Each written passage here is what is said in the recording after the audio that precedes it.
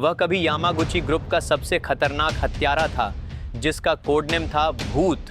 लेकिन जब उसे संगठन द्वारा बच्चों के लगातार अपहरण से नफरत हुई तो उसने एक छोटी लड़की को बचाकर संगठन से गद्दारी कर दी। दोनों ने अपनी पहचान छुपाकर एक छोटे शहर में शांति से रहना शुरू कर दिया।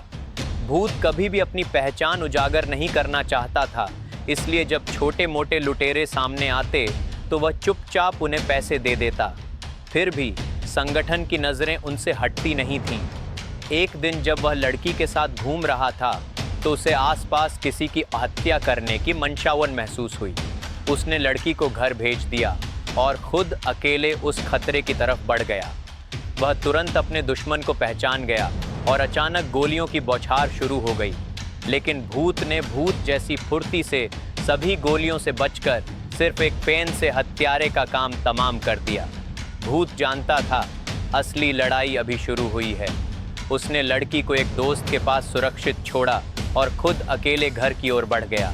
लेकिन रास्ते में एक गली में उसके सामने नकली राहगीरों के रूप में हत्यारे खड़े थे। उसने अकेले ही सबको मार गिराया। उसके बाद वह एक दुकान पर गया, वहां से औजार उठाए और दुश्मनों के आने का इंतज़ार करने लगा। जैसे ही लड़ाई ख़त्म हुई उसका खाना भी गर्म हो गया, लेकिन अचानक पीछे से फिर हमला हो गया। अब संगठन का असली बॉस परेशान होकर ब्लैक विडो नाम की खतरनाक हत्यारिन को भेजता है। भूत और ब्लैक विडो के बीच ज़बरदस्त लड़ाई होती है और आखिरकार भूत उसे भी मार गिराता है। लेकिन तभी उसे पता चलता है कि उसकी गोद ली हुई लड़की का अपहरण कर लिया गया है। गुस्से में भूत ने कसम खाई, अब वह इस गंदे संगठन को पूरी तरह ख़त्म कर देगा। वह अपने 2 साथियों के साथ दुश्मनों के अड्डे तक पहुंचा और चारों तरफ कत्लेआम शुरू हो गया। लेकिन लड़ाई के बीच उसके एक साथी की मौत हो गई, क्योंकि दुश्मनों ने एक छोटी लड़की को लालच के रूप में इस्तेमाल किया था। आखिरकार भूत ने सभी को ख़त्म किया और ब्लैक विडो तक को मार गिराया।